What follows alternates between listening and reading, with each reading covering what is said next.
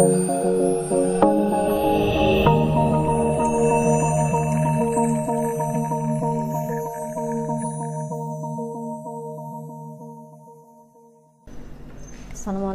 warahmatullahi wabarakatuh. Bertemu lagi kita di perkuliahan analisa dan perancangan sistem informasi. Melalui video pembelajaran ini, Ibu harap tidak mengurangi semangat kita untuk berbagi ilmu, kemudian memahami dan menerima ilmu atau materi yang sudah Ibu sharekan melalui video-video pembelajaran analisa dan perancangan sistem informasi. Baiklah, pada video ini materi kita yaitu mengenai rancangan layar. Nah, jadi pada saat kita berinteraksi dengan sistem, aplikasi sistem, kita melihat form-form pada layar yang kita gunakan untuk memasukkan data, kemudian menampilkan data, dan melihat hasil atau cetakan dari data yang sudah pernah kita olah sebelumnya, Oke. Nah, sebelum kita membuat rancangan layarnya, kita tampilkan terlebih dahulu struktur tampilan dari sistem yang kita punya, Contohnya di sini sistem informasi penjualan tunai pada toko bangunan Haji Hilman. Nah, apa saja yang dipunyai atau yang bisa dilakukan oleh sistem kita tersebut? Contohnya di sini kita sudah memilah-milah, membagi sistem kita menjadi beberapa sub menu, menjadi menu-menu dan sub menu. Contohnya di sini ada menu master, menu transaksi, menu retur, dan menu laporan. Nah, dari masing-masing menu ini ada sub-sub menunya, Contohnya menu master, ada sub menu entry pelanggan, entry barang, entry kendaraan, dan entry supir. Kemudian pada menu transaksi ada sub menu entry pesanan, cetak nyota, cetak surat jalan, Kemudian pada menu retur ada sub menu cetak retur, dan pada menu laporan ada sub menu cetak laporan penjualan, cetak laporan pemesanan, dan cetak laporan pengiriman. Nah, dari masing-masing menu dan sub menu ini itu akan menampilkan rancangan layar yang kita gunakan untuk berinteraksi dengan sistem. Nah, panduan Anda menentukan ada sub menu entry pelanggan, ada sub menu cetak laporan pemesanan. Nah, itu semua bisa Anda cocokkan atau acuannya melalui use case diagram. Kemarin kita sudah punya package diagramnya, kemudian kita jelaskan secara detail ke use case diagram, Package-nya ada package master, transaksi, retur, dan laporan. Kemudian pada package master ada use case diagram package master yang berisi use case entry pelanggan, use case entry barang, use case entry kendaraan, dan use case entry supir. Nah, jadi rancangan layar ini atau struktur tampilan ini berhubungan dengan package dan use case diagram. Setiap use case itu akan mempunyai satu rancangan layar. Jadi kalau ada use case entry pelanggan, maka akan ada rancangan layar untuk entry pelanggan. Oke, kita lihat contoh rancangan layarnya. Misalnya ada rancangan layar entry data pelanggan, kemudian rancangan layar entry data barang. Nah, apa saja yang akan Anda tampilkan pada rancangan layar ini? Pastinya pada rancangan layar ini Anda masukkan data-data yang berhubungan dengan data pelanggan. Misalnya untuk rancangan layar entry pelanggan. Nah, apa yang ingin Anda tangkap dari data pelanggan? Di mana nanti data yang Anda tangkap ini akan Anda simpan ke database. Nah, jadi mungkin acuan Anda ya pada saat membuat rancangan layar yaitu yang pertama tabel-tabelnya ya, tabel apa, isinya apa saja, dan juga dokumen ya. Jadi Anda lihat dokumen untuk pelanggan seperti apa atau tabel untuk pelanggan seperti apa. Nah, baru Anda sesuaikan atau Anda cocokkan dengan rancangan layar Anda ya. Oke. Kemudian misalnya rancangan layar entry barang ya. Anda ingin menyimpan data kode barang, nama barang, satuan, harga satuan, dan stok ya ke dalam tabel barang. Jadi field inilah atau item-item inilah yang Anda masukkan ke rancangan layar ya. Karena data itu yang akan Anda atau field tersebut yang akan Anda simpan ke dalam tabel. Nah, kemudian Anda tambahkan action-actionnya ya. Misalnya setelah barang di input ya, apa yang Anda lakukan ya, atau apa yang ingin Anda lakukan pada sistem ini.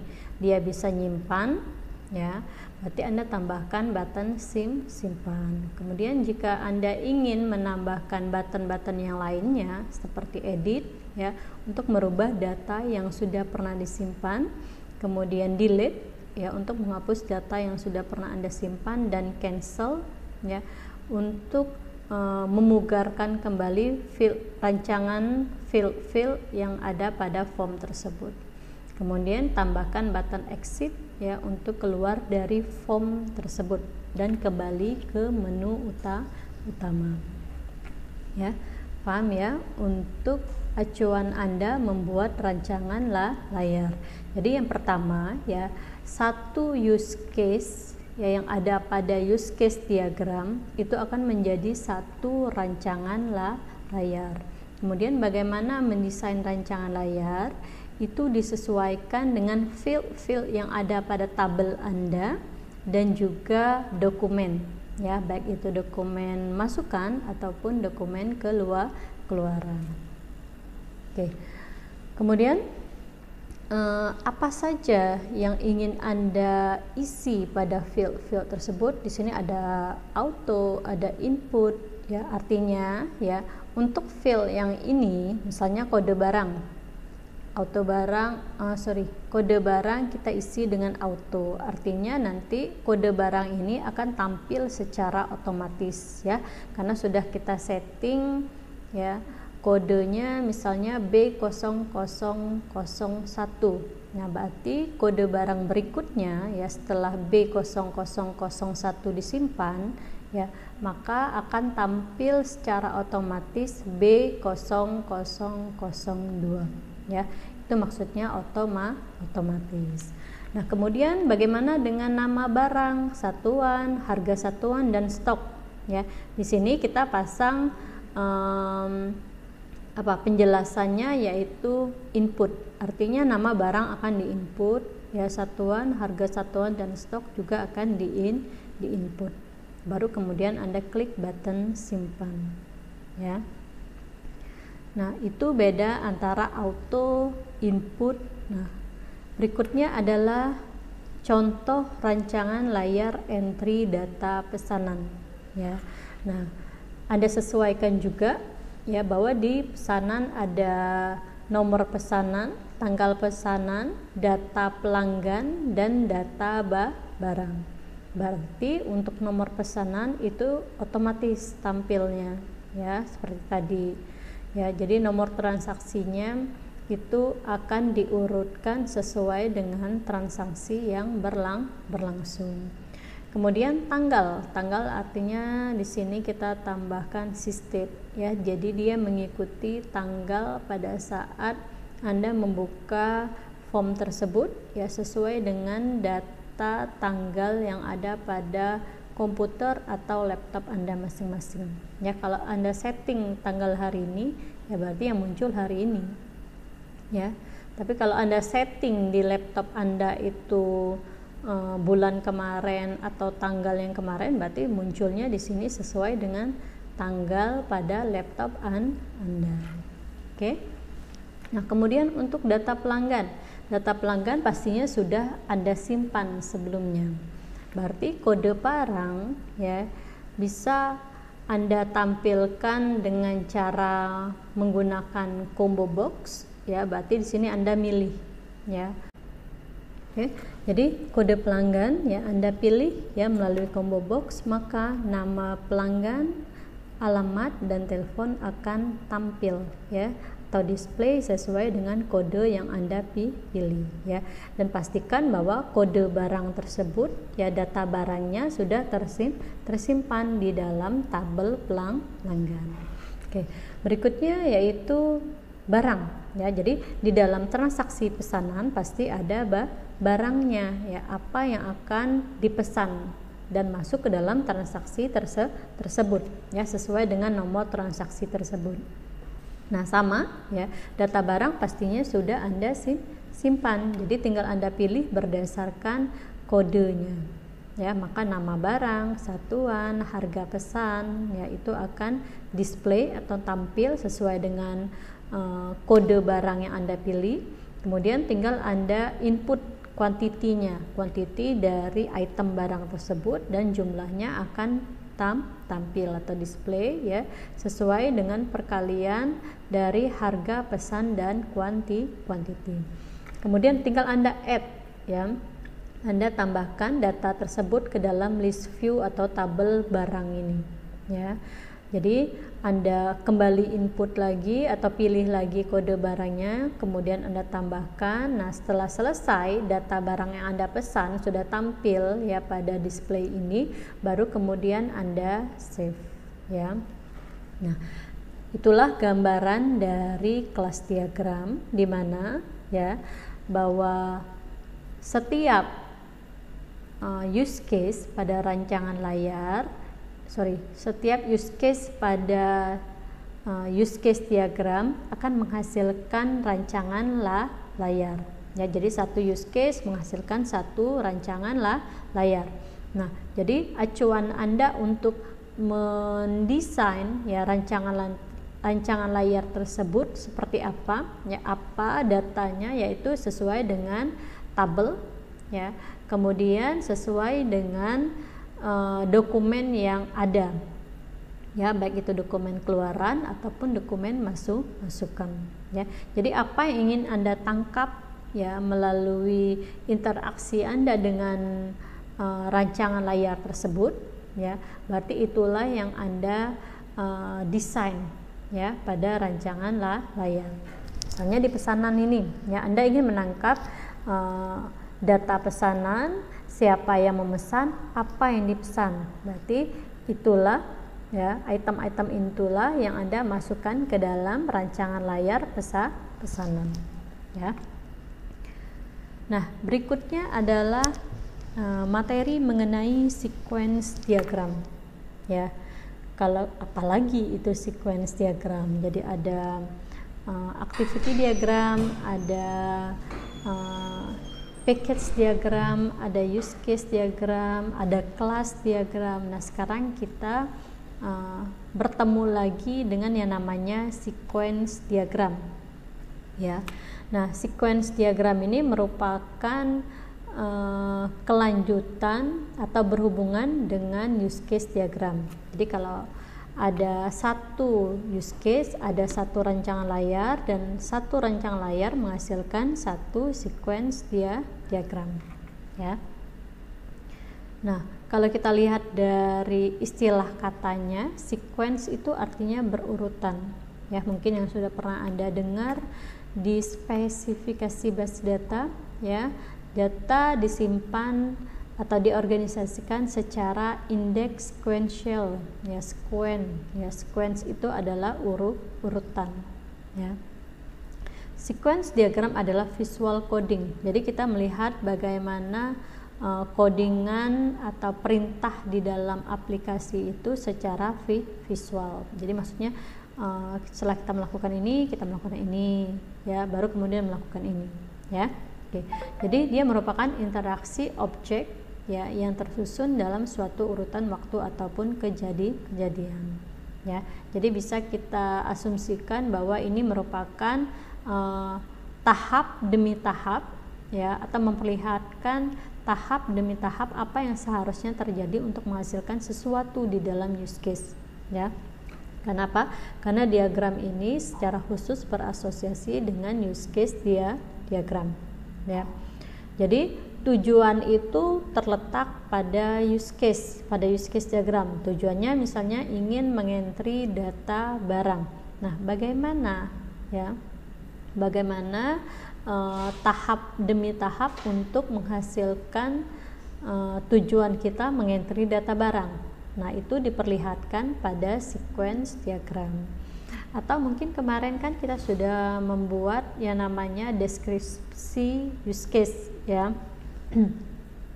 Pada deskripsi use case sudah Anda jabarkan deskripsi untuk use case entry barang, yaitu dimulai dengan kita membuka formnya, ya, form data barang. Kemudian kita menginput data-data barang. Setelah kita input, kita simpan, ubah, hapus, ya, keluar dari form tersebut.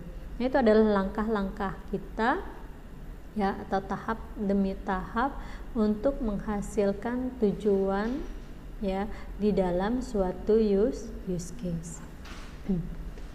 Sequence diagram yaitu memodelkan aliran logika dalam sebuah sistem dengan cara yang visual, ya, kelihatan. Sequence diagram biasanya dipakai untuk memodelkan deskripsi tentang sistem yang ada pada sebuah atau beberapa use case, ya, pada use case diagram yang menghasilkan hubungan antara aktor dan use case. Kemudian dia juga memperlihatkan logika dari metode, ya.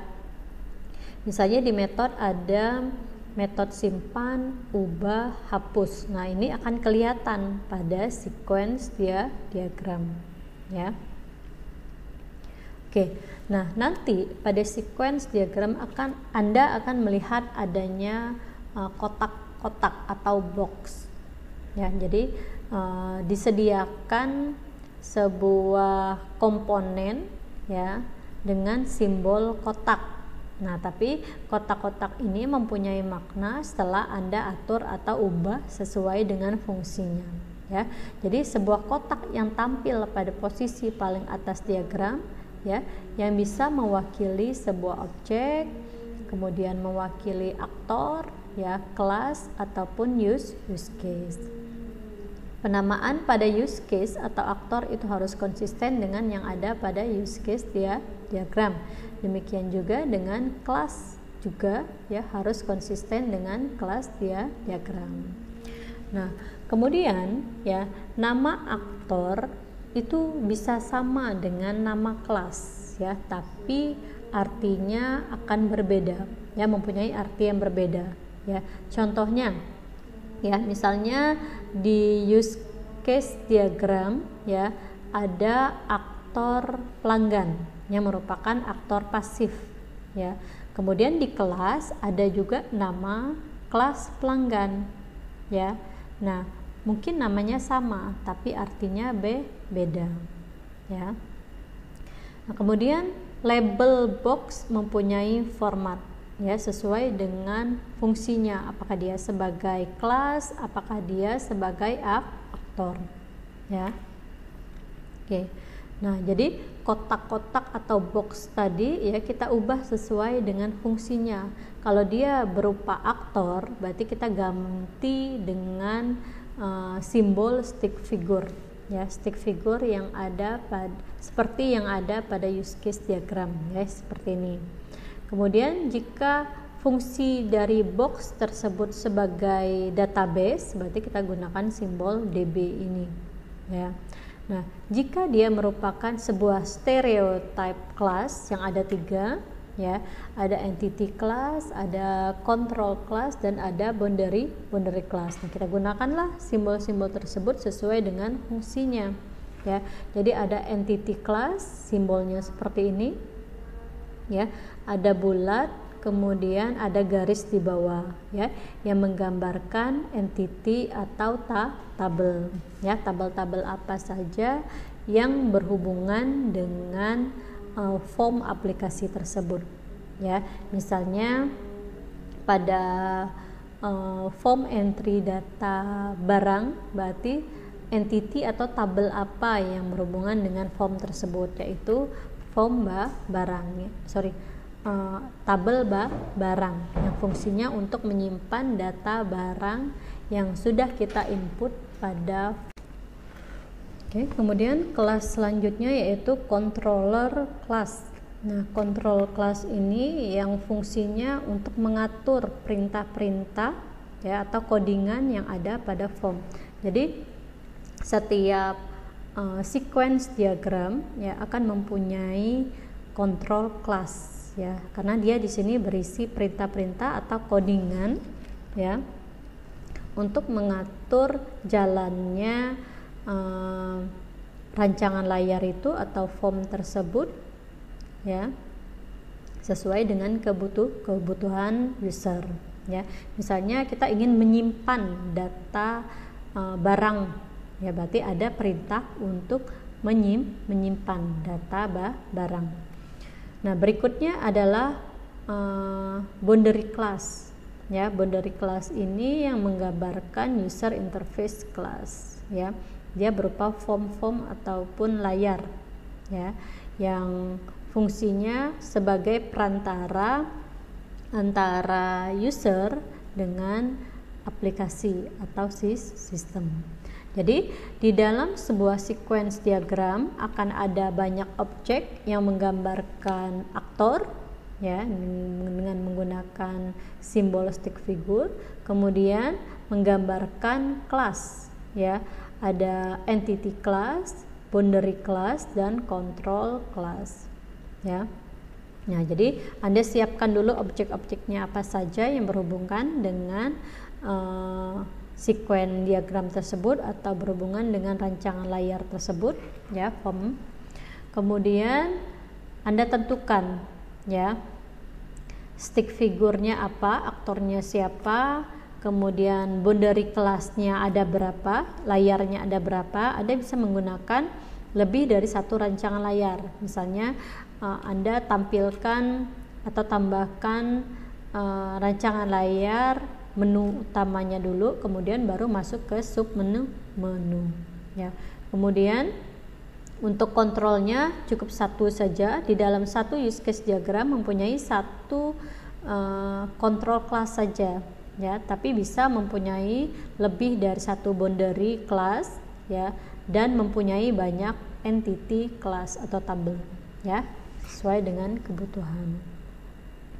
Nah, kemudian ya pada sequence diagram yang penting ya, yang poin yang paling penting yaitu adanya message. Message ini digambarkan dengan garis berpanah terbuka yang menunjukkan arah message ya.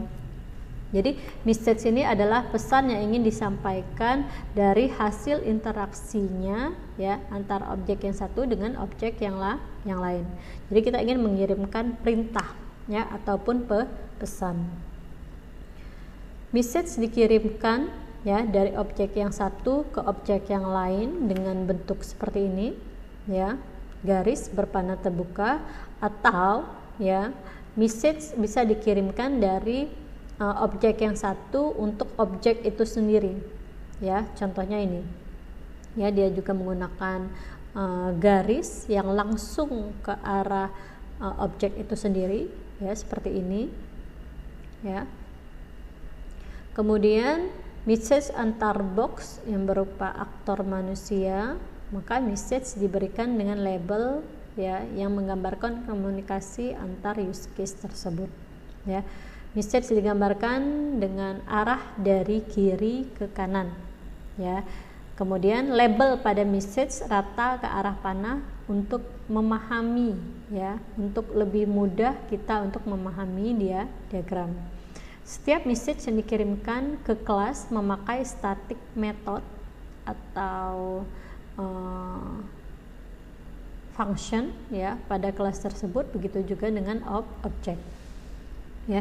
Jadi message yang kita kirimkan itu merupakan metode atau aksi yang dapat dilakukan oleh objek tersebut ya.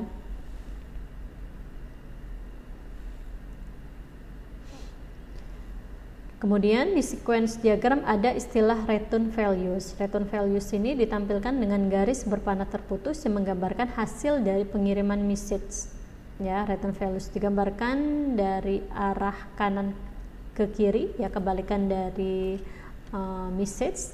Nah, namun ini sifatnya opsional dan boleh diabaikan jika kita bingung, ya, ingin memberikan return values apa dari hasil message tersebut. Ya. Message dan return values dapat digabungkan dengan contoh seperti ini, ya. Jadi message-nya yaitu cari, ya. Kemudian hasilnya yaitu harus ketemu, seperti ini, ya.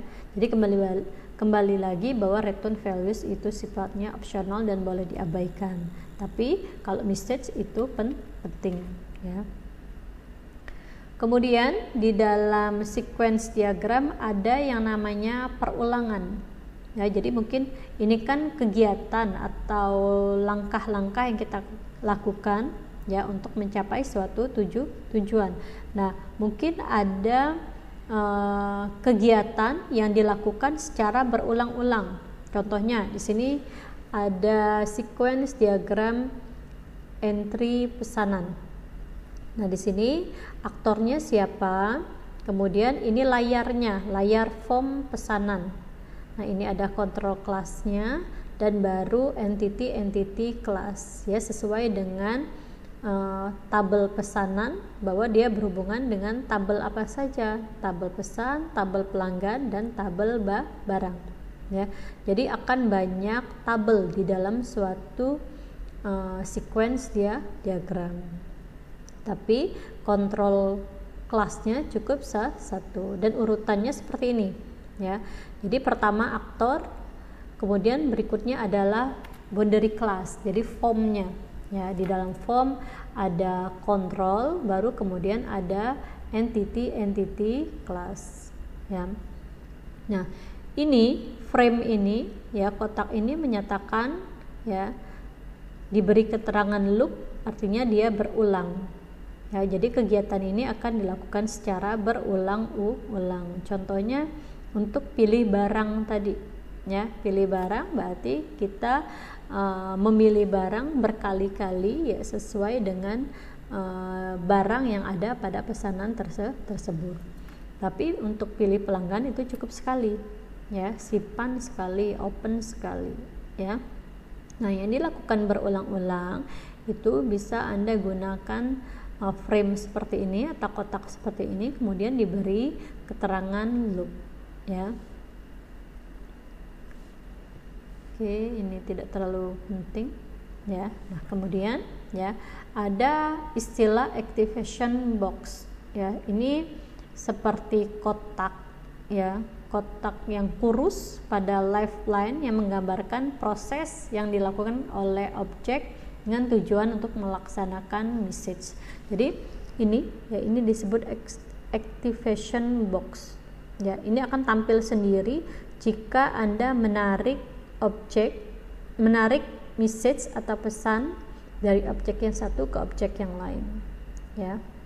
Ini menggambarkan proses yang dilakukan oleh sebuah objek, ya, dengan tujuan untuk melaksanakan message atau pesannya, ya. Oke, ini contoh sequence diagram untuk entry data barang, ya. Jadi pertama kita tentukan dulu objek-objeknya, ya, ada aktor staf penjualan, kemudian kita tambahkan boundary class untuk form utama, kemudian boundary class untuk form barang, control class, dan entity class, yaitu entity barang, ya. Pertama kita buka form menu utama, kemudian baru kita buka form barang. Kemudian di sini perintahnya dia secara otomatis mengget barang, mengambil data barang dari dari form ke kontrol. Dia mengirimkan perintah dari form ke kontrol, kemudian kontrol mengirim perintah ke atau memberi pesan ke tabel barang untuk mengambil data. Maka secara otomatis, ya, dia akan menampilkan data barang pada form barang, yaitu untuk menampilkan kode barang, ya. Nah, kemudian baru kita input, ya. Dia akan mengirimkan perintah input ke kontrol. Jadi apapun yang kita perintahkan, ya, dari aktor kita perintahkan ke form, dia akan mengirimkan lagi atau meneruskan pesan tersebut ke kontrol, ya. Kemudian setelah kita input, kita simpan, ya. Kemudian dia akan menyimpan. Nah, untuk materi stereotype class ini itu berhubungan dengan sequence diagram. Jadi dia mengelompokkan kelas-kelas sesuai dengan tipenya. Tadi ada boundary class, ada entity class, dan ada control class. Nah, ini diagram untuk entity class diagram yang menggambarkan entitas-entitas yang membentuk sistem. Jadi semua entity class digabungkan menjadi sebuah diagram.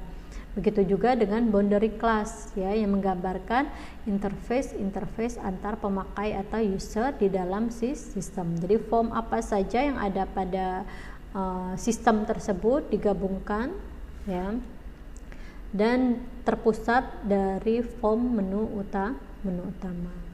Nah, berikutnya adalah control class diagram, menggambarkan kontrol program termasuk koneksinya dengan database serta merupakan kelas perantara, ya, atau penghubung antar boundary class dan entity class, ya.